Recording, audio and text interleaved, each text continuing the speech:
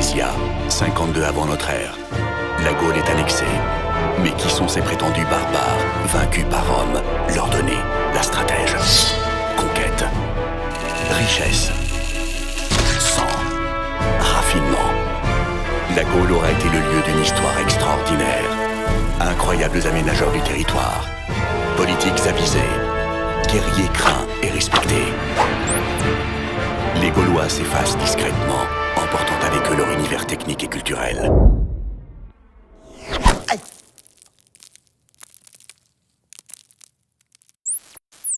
Mais revenons un peu sur nos pas. En moins 70, la Gaule est un grand territoire agricole peuplé, défriché, où l'on cultive intensément les céréales et les légumineuses. Un réseau de fermes la recouvre, généralement dirigé par des nobles. Oui, madame, mais j'en ai pour des heures. C'est pas grave. Voici l'histoire des habitants de cette ferme en pays édouin, dans l'actuelle Bourgogne. Ah, vous faites la soupe?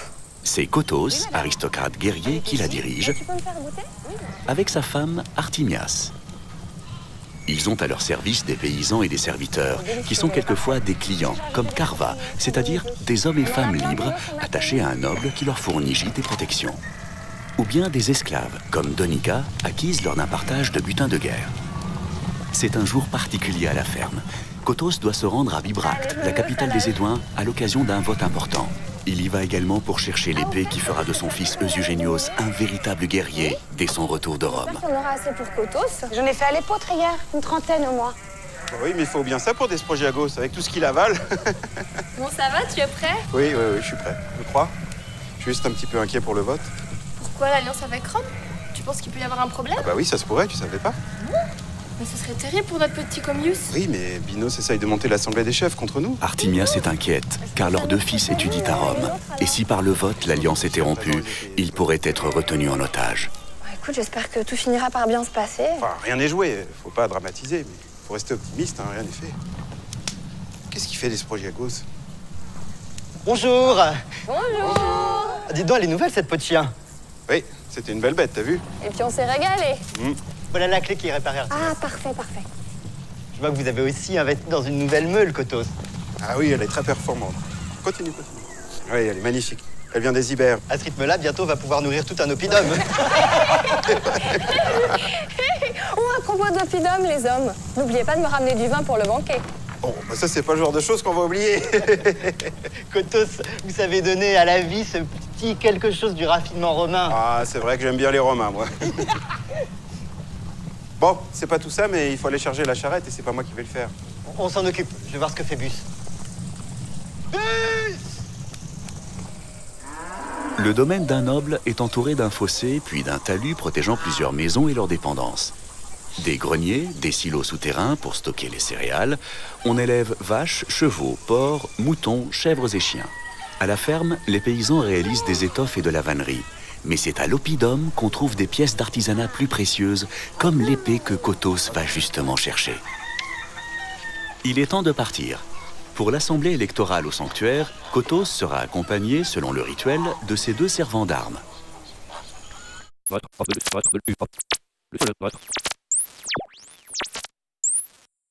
Bus, le porteur de lance, et Desprogiagos, le porteur de bouclier. Oh là là, mon nez très chargé. Tout ça, c'est du surplus de céréales? C'est formidable. Bah oui, c'est bien, on va passer notre temps en Je viens marche. d'avoir une vision. J'ai vu des signes druidiques ou grecs qui flottaient dans l'air et une voix d'en haut qui disait mon nom. Les dieux te parlent! Oui, il disait ton nom aussi, Bus. Ah oui? Et alors? Bah rien. Et est-ce qu'ils t'ont dit, surtout ne fais rien, c'est ton maître qui va porter lui-même sa côte de maille? Non. Bah c'est normal. Tiens, allez, va la chercher. Tu finis de charger la charrette, toi viens avec moi, on a des choses à faire. Nous venons d'accompagner quelques personnages. Mais combien étaient-ils en Gaule?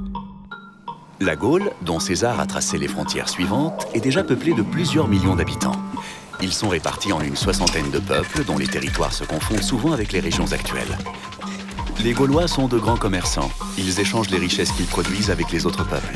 Esclaves, céréales, bétail, sel, or, armes et bijoux sont exportés. Au dernier siècle avant la conquête, près de 100 millions d'amphores ont été importés d'Italie, l'équivalent de 4 milliards de bouteilles. Ces échanges supposent un aménagement du territoire pensé, des voies navigables et carrossables, un système monétaire et des comptoirs.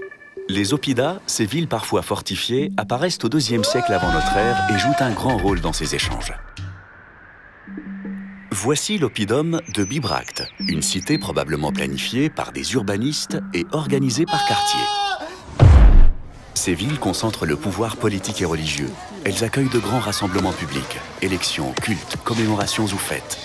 Nous retrouvons Kotos, Kotos, mais...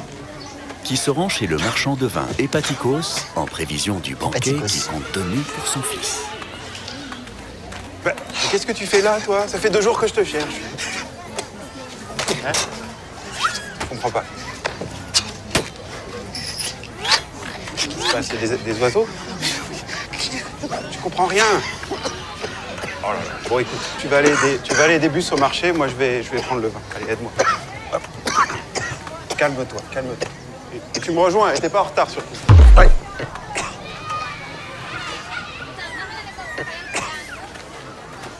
Ça va?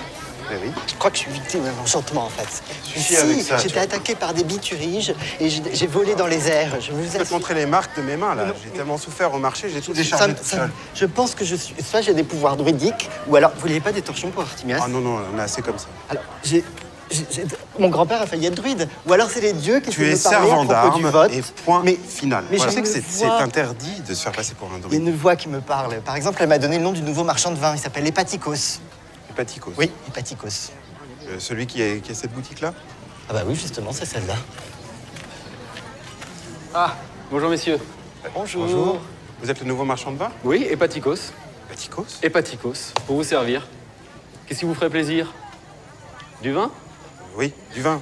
C'est pour mon grand qui rentre de Rome, il a fini Oui. sa formation. Oui. Et donc... Nous avons vu que les Gaulois raffolent du vin. Ils le boivent pur, sans le diluer, contrairement aux Romains. Ils consomment du vin en de nombreuses occasions, qu'elles soient rituelles ou festives. Nous allons suivre nos personnages. Aïe! Y a quelqu'un?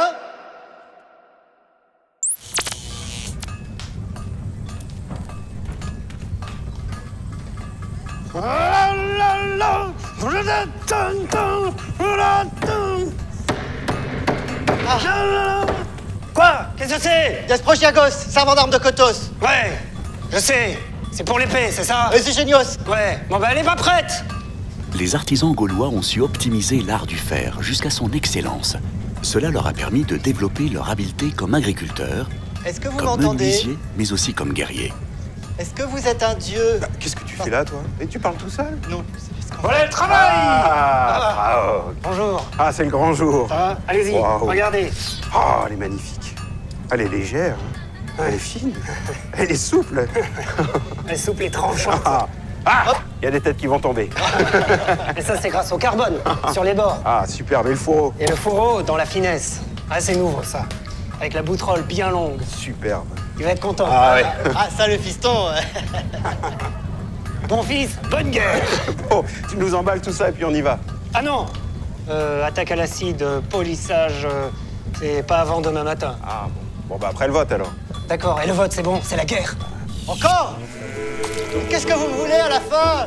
Les sanctuaires sont des lieux sacrés où se déroulent les rassemblements politiques et religieux. On y trouve les traces de cultes bien codifiés, qui comprenaient des sacrifices d'animaux, des libations et des banquets. Voici un nouveau Kotos. Il désire ardemment que le vote confirme l'alliance avec Rome, et il est en proie au tourment du doute quant à son issue. Alors, vous êtes en proie au tourment du doute? Messieurs.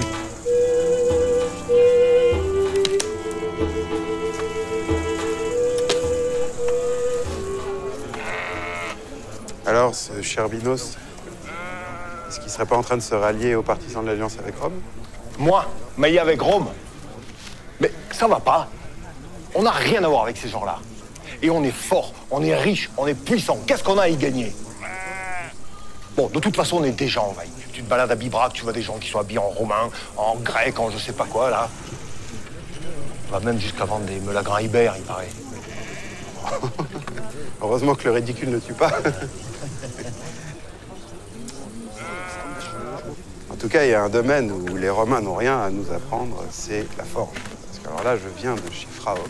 Il a fait un travail sur l'épée de mon fils extraordinaire. Ça C'est sûr, question de forge, c'est pas les Romains qui vont nous apprendre à nous comment on fait. C'est pas pour rien qu'ils pompent nos côtes de mailles, nos casques et tout, hein. Et nos jambons. Ah! On est d'accord? Bon. C'est mieux ça, parce que franchement, ces derniers temps, je te trouve un petit côté un peu romain, là, hein. Moi? Ouais. Non. Bah, à quoi tu vois ça, enfin? Il se dit en plus que chez toi, on commence à manger allongé. Oui, c'est vrai, mais ça n'a rien à voir avec Rome, c'est pour la digestion. C'est bien meilleur, je te le recommande d'ailleurs. On commence à manger allongé, on finit en toge dans les bains à discuter philosophie.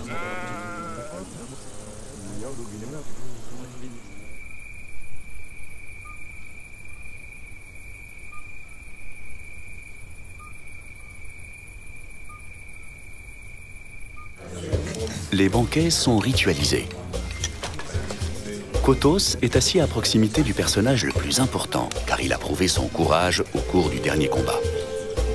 Du courage, heureusement qu'on était là. Quoi? Non, rien. Les convives sont assis par ordre hiérarchique, les servants d'armes se tiennent debout derrière leurs nobles en armure. Ils mangeront de la viande bouillie ou grillée et des galettes de pain. C'est bon.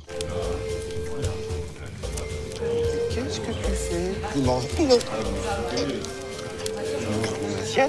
Il mange dans mon assiette. Ça va. Quoi? Non, mais normalement, je ne ferais jamais ça. Non, maître, pas devant les autres. Toi, tu te tais. J'en ai marre de vous deux J'ai maintenant. rien Ça fait, passe moi, pas. que c'est pour Ça passe rien. pas. Dehors! Dehors!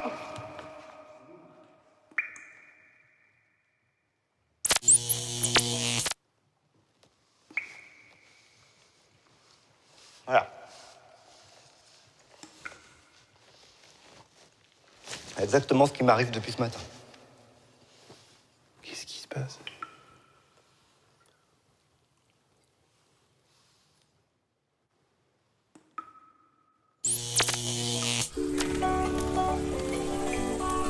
Coup droit, revers, et stop. C'est chez moi? À cette époque, la structure des sociétés gauloises est calquée sur sa hiérarchie militaire. Les aristocrates sont des chefs de guerre. C'est incroyable. Les jeunes nobles sont entraînés dès leur plus jeune âge. Équitation, maniement des armes, stratégie. Coup droit, revers, et stock. Es-tu génios? Mais oui, Qu'est-ce que t'as changé? bah C'est toi, vraiment? oui, c'est moi. Qu'est-ce que t'as grandi? Mais c'est pas possible. T'es devenu un vrai guerrier, hein, un vrai guerrier gaulois. Tu veux mon épée? Ton épée, enfin oui, elle est toujours à Bibracte, elle est presque finie. Il y a eu- Comment ça, le banquet, c'est ce soir? Oui, je sais. Non, non, Toujours non, non, comme non, ça, t'énerve de toute pas, façon. t'énerve pas. On va trouver une solution, je te promets. Je crois que je peux aller à Bibracte en 2 minutes par enchantement. C'est vrai, tu peux faire ça? Ah, c'est génial. Merci. Voilà, il va chercher l'épée. Bah où? Il va... Ah ouais, regarde là-bas.